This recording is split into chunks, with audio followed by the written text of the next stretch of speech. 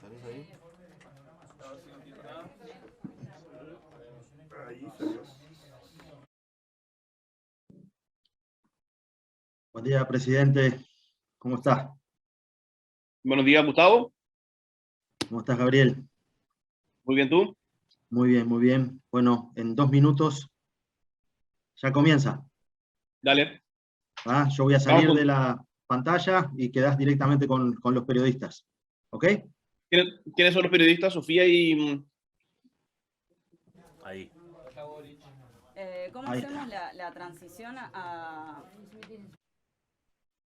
¿Quiénes son Sofía y Diego? Sí, Ya. Dale. exactamente. ¿Ah? Ya. Bueno, un abrazo muy grande. Abrazo, hermano.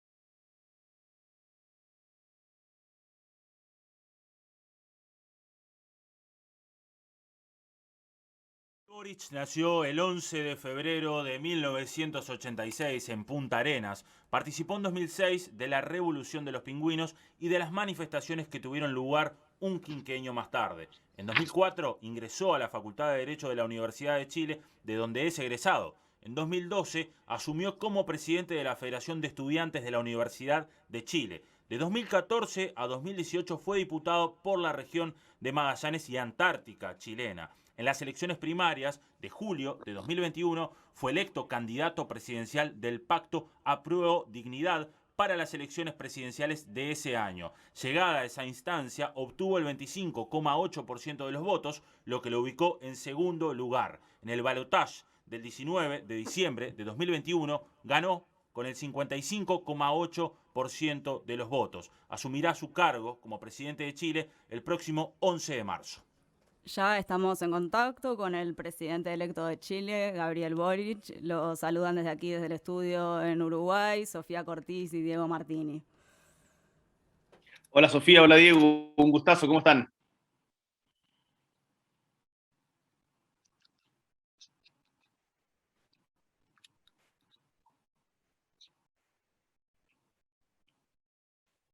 Bueno, para comenzar, ¿cuál es su vínculo con Uruguay? ¿Ha estado por estas tierras? ¿Me escuchas bien, Sofía? Escuchamos bárbaro. Ya, de lujo. Sí, he estado en Uruguay.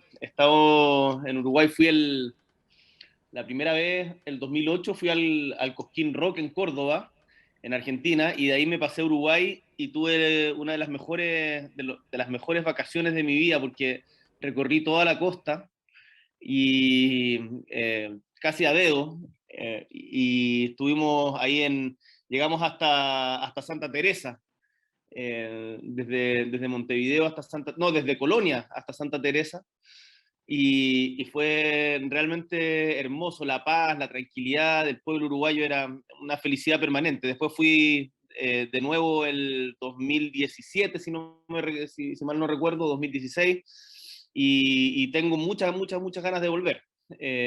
Y además soy uno de los muchos radioescuchas de Por Decir Algo, que entiendo se transmitía ahí en la radio, y estamos todos en ascuas esperando a ver qué va a pasar con el programa, con Felo, con Sebastián y Facundo, porque todos los futboleros del continente es uno de nuestros programas de referencia, así que aprovecho de mandarles saludos y ojalá que podamos seguir escuchando el programa este año. Cerrar y después meternos en otros temas. La selección chilena que juega hoy contra Bolivia, un partido clave pensando en ir a Qatar 2022. No me digas nada, estamos todos sufriendo, ha sido... todo el proceso de eliminatorias ha sido bien terrible. Primero mala suerte, después y un poco de arbitraje, después muy mal juego. Así que está muy cuesta arriba, pero bueno, la esperanza es lo último que se pierde en política y en el fútbol. Así que vamos a dar la pelea hasta el final en esas lides. Bueno, y además con Uruguay, por cierto que tenemos, mira, el lema de nuestra campaña en Magallanes, yo soy de Magallanes, del extremo sur, del extremo austral, y cuando hicimos la primera campaña, lo primero que se nos ocurrió fue dar vuelta al mapa. Y por supuesto, ver la imagen del pintor uruguayo que da vuelta al mapa, Rivera, si mal no recuerdo, ¿no? Torres García. Torres García, de Torres García, fue uno de los símbolos que ocupamos en la campaña, y decir que nuestro norte es el sur es algo que nos ha guiado permanentemente en la lucha política acá desde Chile. Bueno, y por cierto, toda la historia del Frente Amplio Uruguayo, hemos estudiado mucho toda esa historia desde el 71 en adelante, y ha sido un modelo de referencia de alguna manera para nosotros. Recuerdo mucho una cuestión que me sorprendió cuando fui a Uruguay el 2008, que estaba recién no sé si empezando, pero en la mitad del gobierno de Tabaré, y habían carteles del Frente Amplio pegados en los locales comerciales que decía: ayudemos al Frente Amplio a reencauzar su política económica, que me dio mucho gusto porque por primera vez veía como un sector que se planteaba respecto al gobierno desde una perspectiva de apoyo crítico, pero realmente apoyo y realmente crítico. O sea, no era como solamente demandar algo, sino decir, ayudemos al Frente Amplio a... Eso es algo que me quedó muy marcado y ese tipo de relación con las organizaciones sociales es algo que también hemos tratado de construir acá en nuestro país y estamos, bueno, avanzando en esa dirección. Ya le preguntaremos, sin dudas, por cuál es el vínculo con el Frente Amplio Uruguayo, qué referencia significa para usted. Pero pasando a Chile y a su programa de gobierno, usted ha marcado precisamente las desigualdades importantes que hay en Chile, históricas, y en ese sentido consultarle, se ha referido también a la necesidad de universalizar ciertos derechos. ¿En qué ramas piensa? ¿En cómo piensa lograrlo? Es que, fíjate, Sofía, que en Chile yo diría que estamos muy atrasados, o no, más bien, Chile fue el lugar donde se comenzó a experimentar con el neoliberalismo en el mundo a fines de los 70. Y por lo tanto, a partir de ese experimento se fue construyendo una hegemonía durante la dictadura que generó una cultura en torno al individualismo y en torno a una cierta idea de sociedad en donde el que existan ciertas esferas de la vida que son ajenas a las lógicas de mercado era muy rara. Y por lo tanto, en Chile, cuando yo lo converso con amigos uruguayos, argentinos, de casi cualquier país de América Latina o del mundo, y le decimos de que en Chile la universidad cuesta hasta $10.000 mensuales o $7.000 mensuales, todo lo encuentran una locura, pero esa ha sido la regla en Chile durante todo el último tiempo. Las universidades, todo lo que ustedes conocen como público, en Chile actúa en la práctica como privado.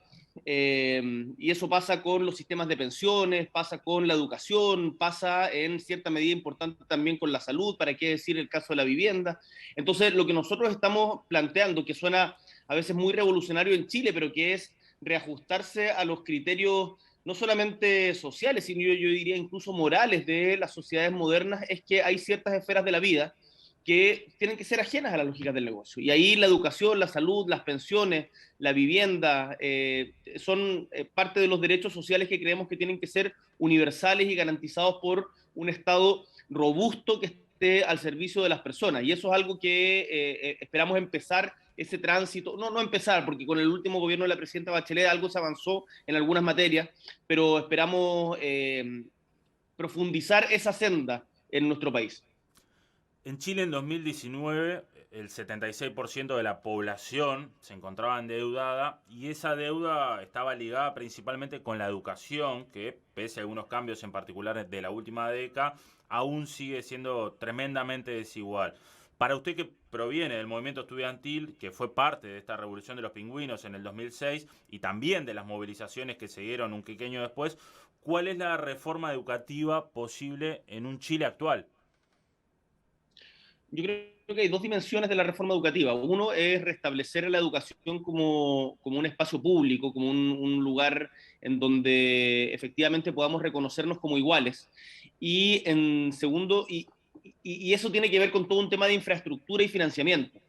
Pero no podemos pensar a la educación solamente desde la lógica de la infraestructura y el financiamiento, sino que también tenemos que pensar qué enseñamos y para qué enseñamos. En Chile, no sé cómo será en Uruguay, pero los mecanismos de enseñanza han estado más bien sujetos a lógicas de pruebas estandarizadas que crean mano de obra barata para el consumo.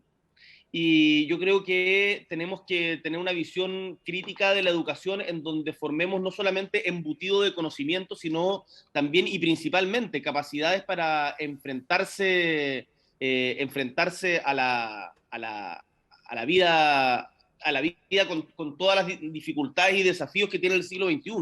Entonces, a mí una de las cosas que me importa mucho es el tema de justamente un cambio curricular que no esté solamente en función de las competencias valga la redundancia, de las competencias para competir en el mercado, sino de las competencias para poder tener una vida digna. Y eso implica también tener una visión crítica, recuperar las artes, la cultura, las ciencias sociales, y no solamente lo que es funcional a las estructuras productivas, y eso implica un cambio de paradigma que es tremendamente importante. Oye, a propósito de la educación, estaba dándole vueltas a una cosa que dije antes y me doy cuenta que cometí un error. Dije $10.000 mensuales, son $10.000 anuales. El costo de la universidad, si no, ahí ya sí que sería imposible, pero sigue siendo muchísimo. Esto que usted dice está ligado a una concepción de la educación, ¿no? Que hoy en día está bastante extendida en relación a las competencias, a las habilidades. ¿Qué pasa con esta pata económica? ¿Cuál es el proyecto de su gobierno en relación a la educación? Perdón, no te escuché la última pregunta. Digo que esta parte que usted dice relacionada a las habilidades, a las competencias, tiene que ver con una concepción de la educación, con los contenidos, con las formas. ¿Qué sucede con la pata económica, con esto que decimos de las deudas, del acceso? Bueno, en Chile se ha naturalizado que la deuda y el acceso al crédito es en cierta medida parte del salario. Y y los sectores más vulnerables, los sectores más pobres, acceden, por supuesto, a tasas que son mucho más altas y que castigan muchísimo la deuda. Por lo tanto, se entra en un loop que no tiene salida de deuda, que genera además una situación de angustia permanente que incide tremendamente en la salud mental y en las posibilidades de vivir una vida digna. Entonces, una cosa es la educación financiera para evitar que esto pase, pero otro, en Chile, no sé, con el salario mínimo, tienes que pensar de que además tienes que pagar educación, salud, las pensiones no alcanzan para vivir, por eso también otra de las reformas importantes es el cambio del sistema de pensiones. Entonces esto va, por un lado, desde la educación financiera y por otro también desde la posibilidad que tenga el Estado o el imperativo que debiera tener el Estado de garantizar derechos sociales universales sin importar el tamaño de la billetera que cada familia tenga. Y ese es el lugar hacia donde queremos avanzar, que es básicamente hacia donde han avanzado todos los países desarrollados y las socialdemocracias estables en el mundo, y en donde, sin lugar a dudas, Uruguay es en alguna medida también referente en esa línea. Boric, usted habla de la necesidad de un pacto tributario. ¿En qué consistiría? Nosotros, una de las convicciones que yo tengo es que la riqueza en el mundo la generan las y los trabajadores, y por lo tanto son las y los trabajadores los que debieran poder disfrutar de esa riqueza con condiciones hoy día tremendamente importantes de sustentabilidad y sostenibilidad ambiental. Ahora, el problema que tenemos no solamente en Chile, esta es una discusión que se está dando en todo el mundo, es el nivel de apropiación de plusvalía que tienen los dueños del capital respecto del trabajo de quienes generan esta riqueza. Y por lo tanto, el cómo generamos una distribución más justa en donde logremos poner en la misma ecuación crecimiento, sustentabilidad ambiental y distribución es uno de los principales desafíos que tenemos. Y eso yo creo que hoy día, en los últimos años, en particular después del estallido social del 2019, lo han podido entender también parte importante de los sectores empresariales de nuestro país, que yo espero se haya aquilatado la conciencia de que no es posible crecer en un país que está fracturado socialmente. Y Chile está muy fracturado socialmente. Chile es un país muy segregado. Chile tiene muchas cosas buenas. Yo no quiero vender una imagen catastrófica de Chile. Yo soy un orgulloso de mi país y creo que vamos a lograr mejorar los desafíos, enfrentar los desafíos que tenemos, pero esos desafíos están muy centrados en la tremenda desigualdad. Somos uno de los países más desiguales de la OCDE, de América Latina, y eso tiene por un lado la cara de la pobreza, pero también la cara de la extrema riqueza. Y por lo tanto la mejor distribución de justamente el valor que todos generamos para que una sociedad crezca es parte de los objetivos de este gobierno, sin dejar de lado la importancia del crecimiento, que sabemos de que es tremendamente importante también. ¿Cuál espera usted que sea su vínculo con estas élites empresariales? Nosotros esperamos tener un vínculo mira, yo lo decía el otro día en una entrevista con la BBC, yo no espero que toda la élite económica perdón, esté necesariamente de acuerdo conmigo. Perdón, me atoré. Lo que espero es que las élites económicas entiendan que para vivir en una sociedad armónica, que no esté estallando y haciéndose trizas cada cierto tiempo producto de las desigualdades, se requiere una mayor contribución también de su parte y no pueden vivir aislados. Y por lo tanto esperamos tener una relación de diálogo, de respeto, de contribución y de sentirnos parte de un mismo país, que siento es lo que ha faltado o lo que se perdió en las décadas de crecimiento explosivo en Chile post recuperación de la democracia. Boric, usted se ha referido a un nuevo orden. Por ejemplo, el diputado español del grupo Más País ha escrito sobre su triunfo en el país de España y ha tomado este concepto, escribía al respecto. Si las transformaciones nunca son tabula rasa, si el pluralismo es un horizonte irrenunciable, entonces los revolucionarios han de asumir que incluso las revoluciones más audaces heredan mucho más del orden anterior de lo que a menudo están dispuestas a asumir. ¿Qué le parece esta idea? No, mira, lo he conversado con Íñigo y estoy totalmente de acuerdo. Muchas veces nosotros nos preocupamos solamente del momento del asalto al Palacio de Invierno, pero no de cómo se recoge la basura al día siguiente. Y ese es un desafío que todo revolucionario o toda persona progresista debe tener. Y en ese sentido yo soy y espero ser un presidente que permita encauzar un proceso de cambios y transformaciones en nuestro país que vaya paso a paso, porque los países no se reinventan de la noche a la mañana, pero tenemos que generar un nuevo orden. La izquierda no puede hacerle el quite a la pregunta por el orden social. El orden social no es solamente que no haya protestas, el orden social no es solamente cuál es el rol de los carabineros, el orden social es en el fondo el nuevo contrato que nos permite a todos vivir de manera armónica, entendiendo cuáles son nuestros diferentes roles y que esos roles también de una u otra manera son intercambiables en la medida en que uno se puede mover en los espacios de la sociedad. Entonces, la creación de un nuevo orden social, sin desconocer de que estamos insertos en uno y que por lo tanto todos estos cambios son progresivos y no de la noche a la mañana, es parte de los desafíos que tiene no solamente nosotros en Chile, sino yo diría toda la izquierda y los progresismos latinoamericanos, en donde las ideas de promesas escatológicas y las refundaciones de la noche a la mañana, rompiendo con las culturas propias de los mismos países, terminan enajenando también a parte de tu propio pueblo. Entonces ahí yo soy por lo menos partidario de poder entroncarse con el arraigo popular que existe hoy día y que ha sido forjado, nos guste o no, por lo menos en Chile, en 30 años en donde ha habido un sistema económico que no es el que nos gustaría, pero que ha sido real. Y eso no podemos sencillamente desconocerlo.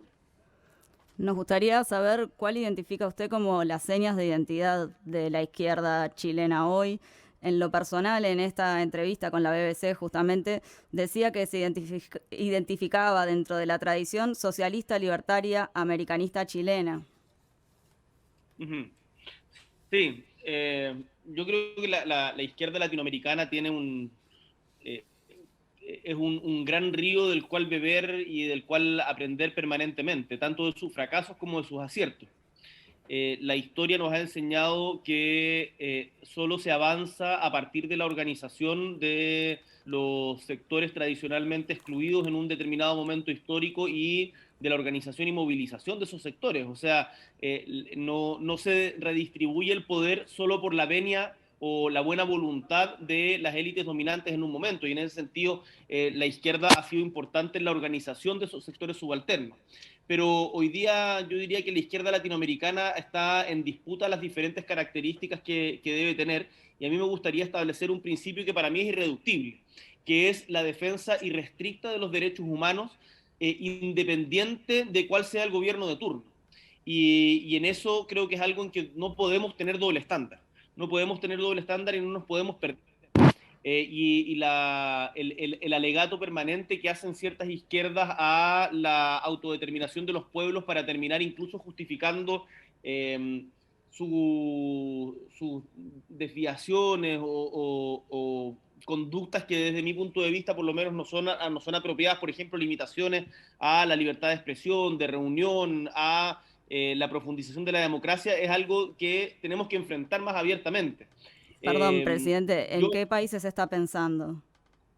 en Nicaragua en particular. Nicaragua, lo de Nicaragua yo creo que es brutal en ese sentido. También, sin lugar a duda, y esto es muy triste, pero yo creo que tenemos que ser capaces de decirlo, la situación en Venezuela, por cierto que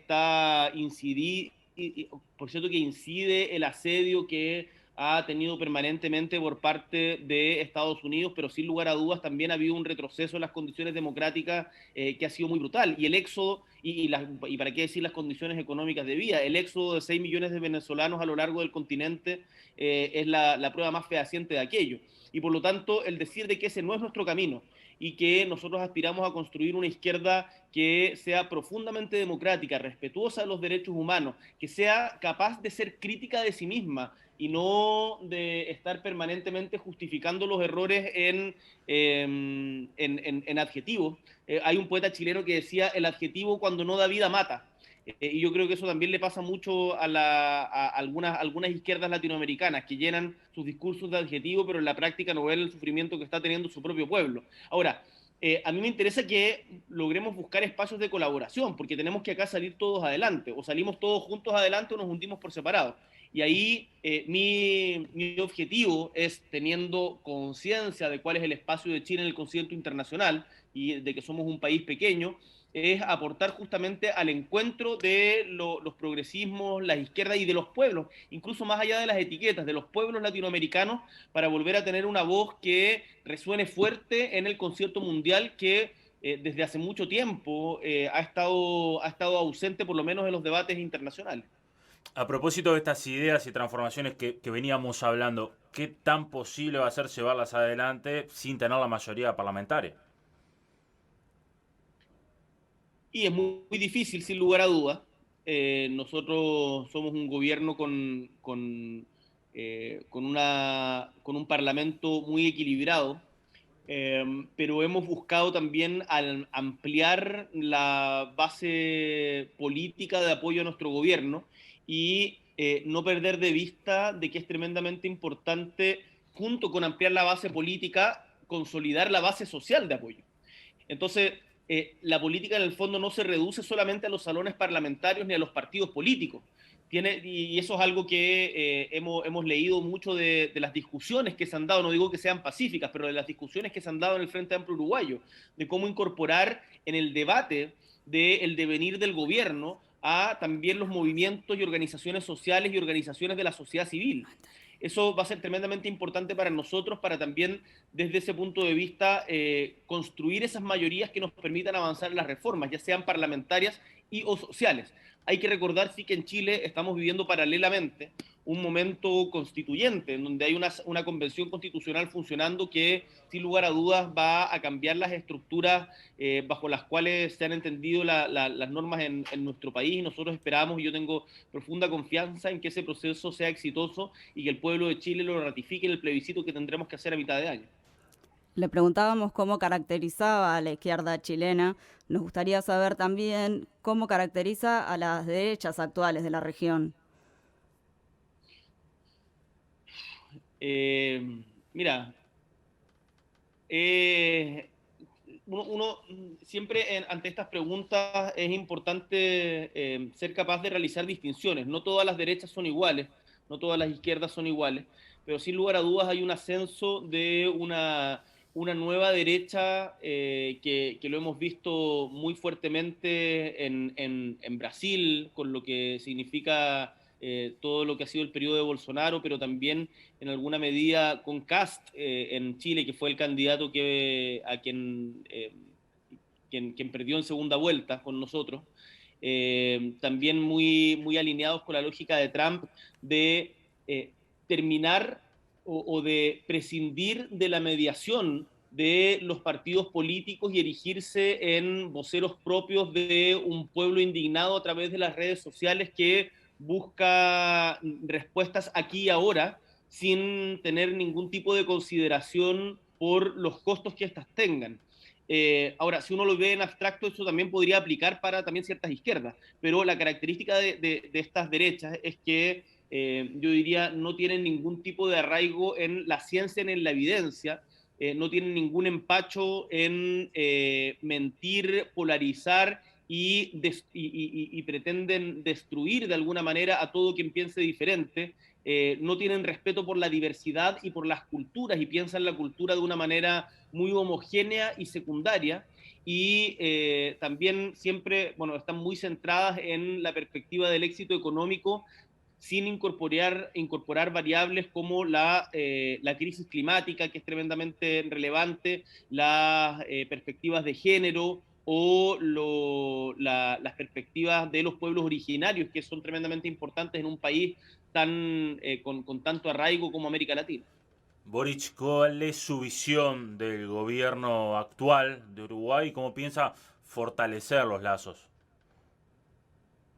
Bueno, con la calle Pou tuvimos una muy amable conversación, un protocolar, pero amable conversación. Él sabe de que nosotros somos cercanos a lo que ha sido la historia del Frente Amplio Uruguayo, pero yo como presidente de un país tengo el deber de mantener las mejores y profundizar las relaciones con un país hermano como es Uruguay. Y por lo tanto yo espero con el gobierno de la calle tener la mejor de las relaciones, profundizar nuestro intercambio comercial, nuestro intercambio cultural, también me interesa de sobremanera, y más allá de las discusiones políticas que vamos a dar. Ahora, en América Latina, yo esperaría también de que seamos capaces de generar foros e instancias de coordinación internacionales que no dependan solamente de si el presidente del país vecino es amigo o no es amigo. Nosotros tenemos que unirnos como pueblos latinoamericanos, más allá del gobierno de turno. Y eso es algo en lo que yo creo que hemos fallado, tanto derechas como izquierdas, en el último tiempo.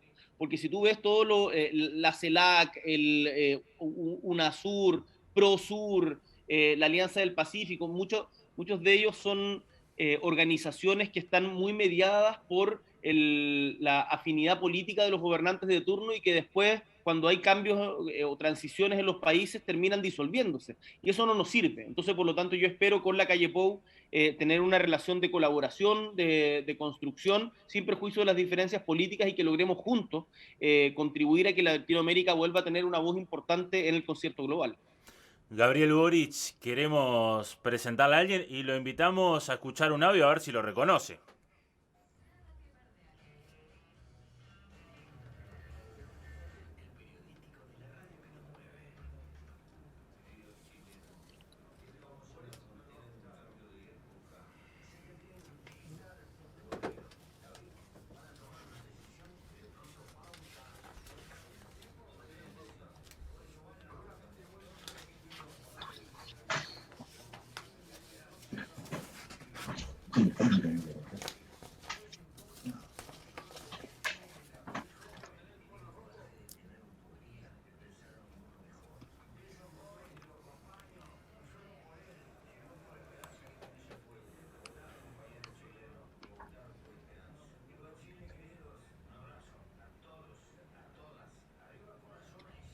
¿Y?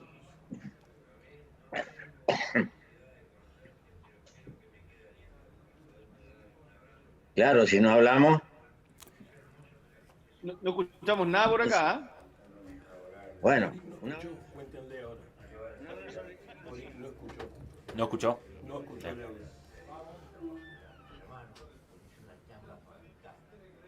Bien, estábamos escuchando las palabras de José Mujica, y José Mujica decía: no tengo el gusto de conocer a Gabriel Boric. José Mujica está en línea, Gabriel Boric está en línea, un ex mandatario, un futuro mandatario. Bueno, salúdense. Se están escuchando. Hola, Pepe querido. Bueno, nos hablamos hace un tiempo, nos hemos encontrado un par de veces, y Pepe sabe de que es un referente para nosotros, y de que sus consejos creo que fueron bien escuchados. Yo lo he dicho en muchos discursos acá en Chile: el avanzar paso a paso para no desbarrancarse, pero nunca dejar de subir esos escalones, es un tema que nosotros tenemos permanentemente presente como norma de conducta en nuestro desempeño político. Así que muchas gracias, Pepe, bueno, y por toda tu trayectoria, que es tan importante para nosotros. Pepe. Tengo que darte un abrazo a la distancia, desearte suerte Tengo confianza en tu capacidad, en el viento fresco, de tener una visión más abierta del mundo progresista. Y tú sabes, en la última campaña electoral en mi país tuve una discusión porque me ponían permanentemente el modelo chileno. Y resulta que no había semana que no cayeran 2, 3, 4 chilenos que pasaban por Montevideo, me venían a visitar. Y todos me contaban su peripecia. Muchachos que estaban haciendo una carrera y que cuando terminaban la carrera tenían una cuenta que iba a demorar 20 años pagándola y todo lo demás. Y yo le decía, no confundan el PBI con la realidad de la gente. Y a los pocos días estalló Chile de esa discusión. Y una sociedad puede tener éxito económico y puede tener deudas sociales terribles. Ese es tu trabajo por delante. ¿Qué sentido tiene el crecimiento de la economía si no se eleva el fondo de la sociedad?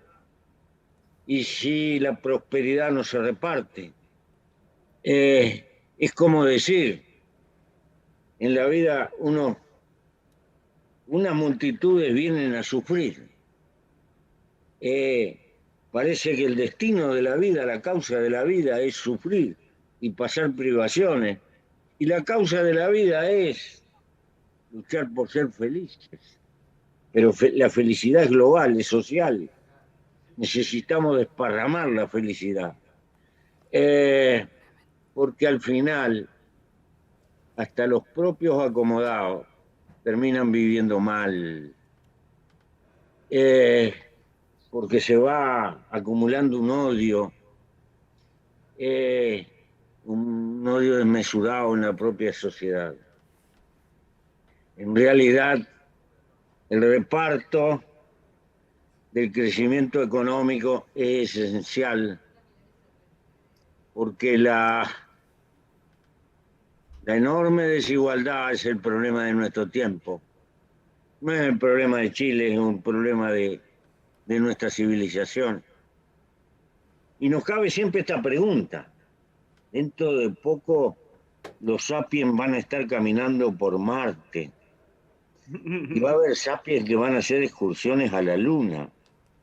Y disparates como ese tipo. Y los sapiens están modificando las claves de la vida. Y es portentoso lo que es capaz la inteligencia y la capacidad humana.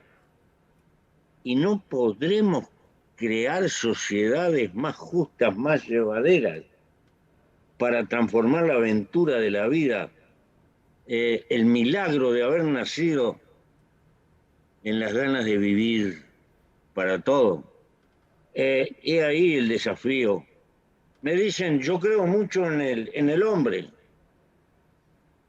Pues coño, si crees mucho en el hombre, hay que repartir la prosperidad y ese es el desafío que tenemos por delante. Te felicito y suerte que tienes las venas jóvenes, porque te quedan muchas incomprensiones por delante. Porque cuando le pidas colaboración a los poderosos salta el egoísmo que llevamos adentro los humanos. Queremos que paguen otros. Y en el fondo también hay una lucha por un cambio cultural. Moralmente, ¿no podremos ser un poco mejor los sapiens? Tenemos fantástico progreso tecnológico. ¿No podremos mejorarnos colectivamente un poco más los humanos, de ser menos egoístas y un poco más abiertos, más solidarios con los demás? He aquí el desafío. la lucha por una humanidad mejor, no solo más rica, sino mejor desde el punto de vista de la conducta humana. Porque hay una cuota de egoísmo que nos coloca en la naturaleza como todas las cosas vivas. Toda cosa viva lucha por vivir. Pero somos gregarios, somos solidarios, precisamos a los demás. No podemos vivir en soledad. Si no cuidamos eso de poner el individuo contra la sociedad y la sociedad contra el individuo, es una fantasía. El ser humano necesita el amparo de la sociedad, pero se necesita el florecimiento del individuo, de todos los individuos.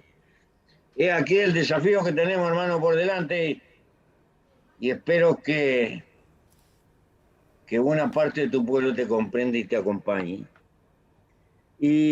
Gracias, Pepe. Y recuerda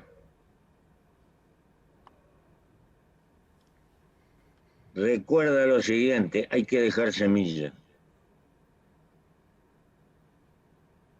Por portentosa que sea la etapa de tu vida, la lucha es más larga que nuestra vida humana y por lo tanto es colectiva, y hay que preocuparse de que la tarea y el afán de todos los días no se coma el porvenir. Los gobiernos se comen a los partidos. Los gobiernos tienden a ahogarse burocráticamente y quedan los partidos, las fuerzas colectivas, un poco al costado. Hay que gobernar, pero no matar lo que va a quedar después de ti y después de tu generación, que son otros y otros y otros.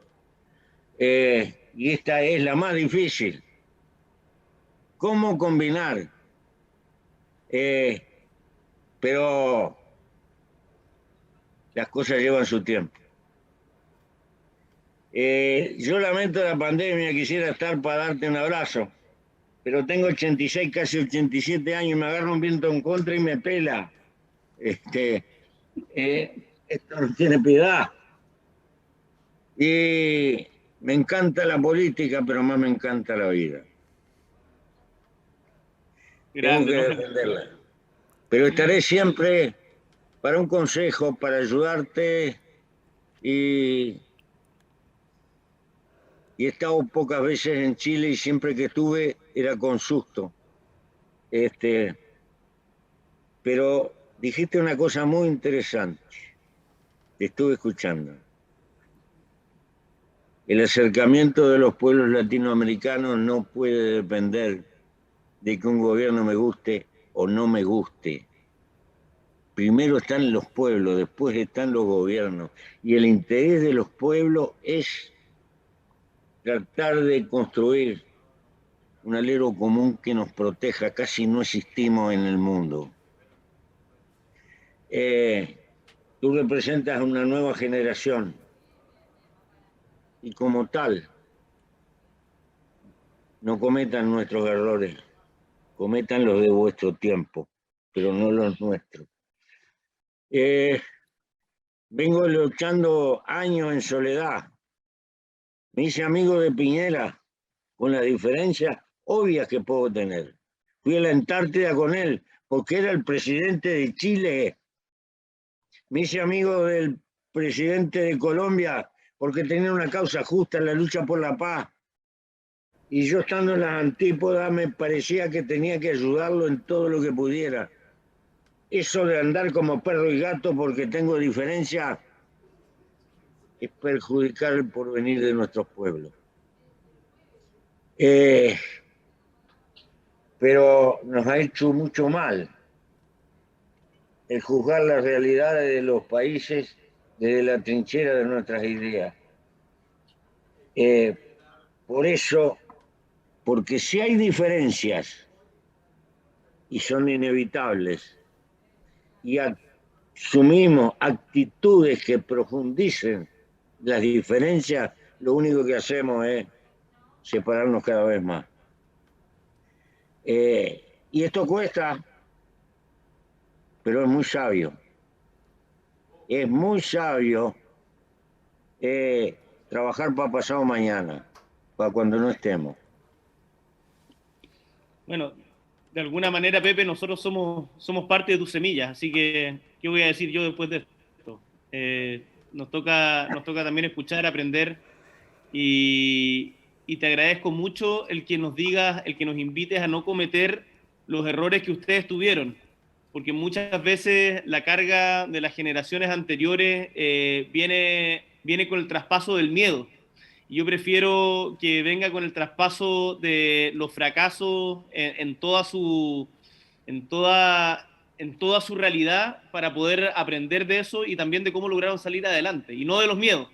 Y no quedarnos con los brazos amarrados por lo que ustedes no pudieron hacer, sino justamente que sea un impulso para poder hacerlo nosotros, no equivocándonos en lo mismo. Así que de verdad, muchas gracias, un abrazo gigante, y tomo muy en serio tus consejos, son parte de los que nos guía para adelante, y también vamos a tener en su momento la posibilidad de conversar de cuáles fueron los errores que ustedes cometieron, para poder aprender de eso y saber si en Uruguay y en el resto de América Latina, tal como en Chile, dejaste semilla, porque queremos conversar con esa semilla para construir juntos el futuro. Tú dices, tú tienes, es como el poema de Borges, ese, tengo 84 años y sé que me estoy muriendo, y tú dices, tengo 87 y viene un viento y me pela. Pero tú sabes que tus ideas y tu cariño va a trascender eso, pero que trascienda en lo bueno y en lo malo, para que podamos aprender también de lo malo. Un abrazo gigante, Pepe, muchas gracias por tu espacio, por tu consejo siempre, estemos en contacto pronto, y yo sé que no puedes venir ahora para el cambio de mando, pero espero que yo poder ir para allá y pegarme una escapada a tu rancho y vernos y compartir un mate. Bueno, te agradezco mucho y cuida el corazón, cuida la moral, cuida la presencia, porque cuando se está aparentemente arriba, más que nunca, no hay que olvidarse de los que están muy abajo. Y quienes pelean por la igualdad, por mitigar las desigualdades, tienen que expresarlo en todos los gestos de su vida. Te doy un abrazo y hasta siempre. Y estaré contigo. Abrazo, hermano. Expresidente José Mujica, presidente electo de Chile, Gabriel Boric, le agradecemos a ambos el haber estado hoy en la mañana de M24, en Nada que Perder. Fue un gusto compartir este rato con ustedes. Un gusto, gracias. Muchas gracias, Sofía, muchas gracias, Diego, por el espacio. Será hasta la próxima. Bueno, hacemos una tanda y ya seguimos haciendo Nada que Perder. Bueno, muy bien.